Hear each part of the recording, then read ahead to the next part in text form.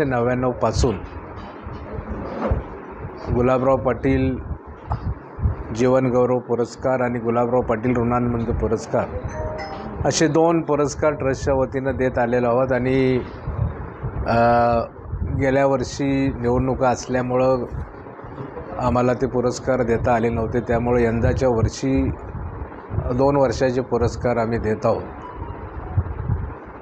सहकार, राजकारण, सामाजिक, कृषी, शैक्षणिक, साहित्य, क्रीडा अशा विविध क्षेत्रामध्ये ज्यांनी उल्लेखनीय कामगिरी राज्यामध्ये देशामध्ये केलेली आहे, अशांना त्यांच्या या कार्यातला उत्तुंग कार्य लक्षात घेता त्यांचा जीवनगौरव आम्ही पुरस्कारानं करीत आलेलो आहोत. आणि सन 2023-24चा पुरस्कार हा महाराष्ट्राचे माजी मंत्री, शिक्षण, सहकार, राजकीय, कृषी, सामाजिक क्षेत्रातील एक अग्रगण्य नेतृत्व, अहमदनगर आणि संगमनेर तालुक्याचे भाग्य विधाते माननीय बाळासाहेब थोरात साहेबांना हा पुरस्कार घोषित करायला आम्हाला आनंद होतो आहे. आणि मुख्यतः मला सांगायला एक योगायोग असा आहे की सन 2099ला ज्यावेळेला आम्ही हे पुरस्कार सुरू केले त्यावेळी प्रथम पुरस्कार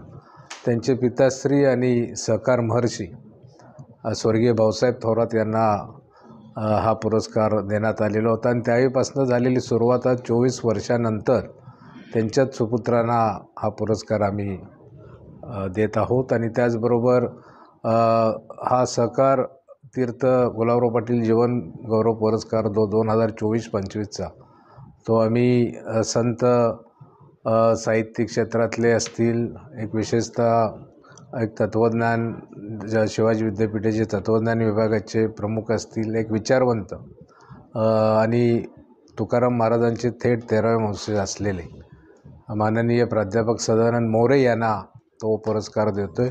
या दोन्ही पुरस्काराचं स्वरूप हे शाल, श्रीफळ, स्मृतिचिन्ह आणि ₹25,000 असं आहे.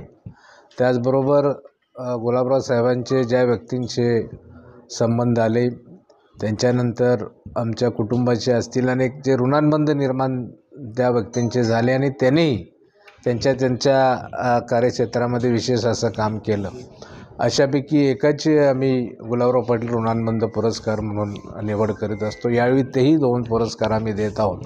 त्यामध्ये बालशिक्षण असेल, बालसंस्कार असतील, सामाजिक कार्य असतील, एकूणच शिक्षणामध्ये आणि समाज क्षेत्रामध्ये ज्यांनी एक उल्लेखनीय काम सांगली शहरामध्ये केलं ते थोर स्वातंत्र्य सेनानी माजी नगराध्यक्ष दिवंगत डॉक्टर जे. देशपांडे यांच्या कन्या डॉक्टर लताताई देशपांडे यांना तो पुरस्कार जाहीर करतो आहे. त्याचबरोबर दुसरा ऋणानुबंध पुरस्कार हे राजकीय, सामाजिक आणि त्याचबरोबर साप्ताहिक वृत्तपत्रमध्ये ज्यांनी सुरू करण्यामध्ये पूर्वीच्या काळामध्ये त्यांनी पुढाकार घेतला, सांगली युवक समाचारचे संस्थापक संपादक श्रीयुत आप्पासाहेब पाटील यांना तो दुसरा ऋणानुबंध पुरस्कार आम्ही जाहीर करतो आहे. त्या पुरस्काराचे स्वरूप शाल, श्रीफळ, स्मृतिचिन्ह आणि ₹15,000 असं असणार आहे. आणि एकूणच आतापर्यंत जे पुरस्कार दिले त्यामध्ये प्रामुख्याने स्वर्गीय भाऊसाहेब थोरात आहेत, स्वर्गीय विलासराव देशमुख, दिनकरराव पाटील चित्रपटसृष्टीचे डॉक्टर D.Y. पाटील असतील, डॉक्टर पतंगराव कदम आहेत, त्या प्रशांत ठाकूर कृषी क्षेत्रातले प्रमुख जे एक अत्यंत असे जे कार्यकुशल होते ते प्रशांत ठाकूर जे शेती अधिकारी होते ते असतील. त्याचबरोबर सारे पाटील असतील, कल्लाप्पा नावडे असतील, यांना सहकार क्षेत्रातले मोहनराव कदम असतील, यांच्यापासून लेखक शिवाजीराव सावंत, त्याचबरोबर सहकार क्षेत्रातले वसंतराव मोहिते, S.R. पाटील, शंकरराव काळे अहमदनगर जिल्ह्यातले, यांच्यापासून ते ऋणानुबंध पुरस्कारांपर्यंत अगदी माजी आमदार शरद पाटील असतील, रामभाऊ घोडके असतील, S.B.